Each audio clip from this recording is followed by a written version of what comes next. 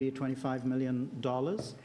However, over the next 10, 15 years, that's going to grow to about $500 million because of the limitations of the capital reserves. So one of the streams, one of the recommendations in here is to try to develop a strategy for actually addressing those capital financing needs. It's not necessarily that the city has to come up with the money. We've got to look at all options.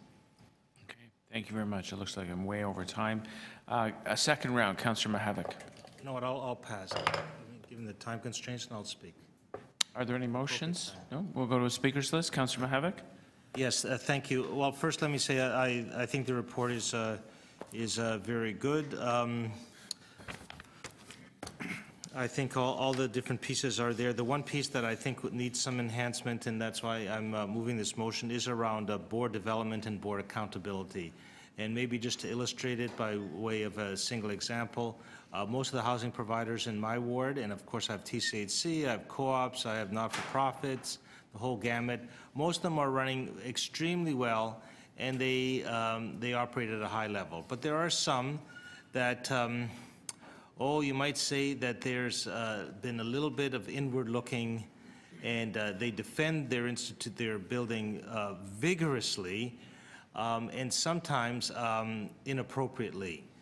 So there's this one case of the board decides not to let the tenants use the top floor community space or the ground floor public community space as well.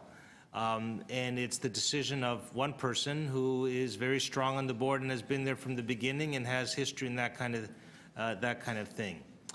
So there's all kinds of things that can happen, and they really, in trying to sort it out, they just basically tell you to take a hike, that it's their building and that's the way it is.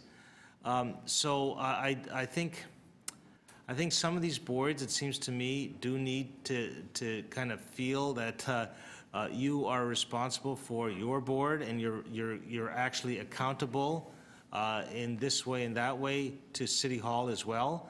I think that would be, frankly, a step up. And it's only really, frankly, for the very few on the negative side. On the other side, having these boards are, frankly, they're factories of democracy. They learn how to run meetings. They learn how to deal with conflict. They learn how to take care of books, financial books and records and so on. So they're important institutions for our local communities.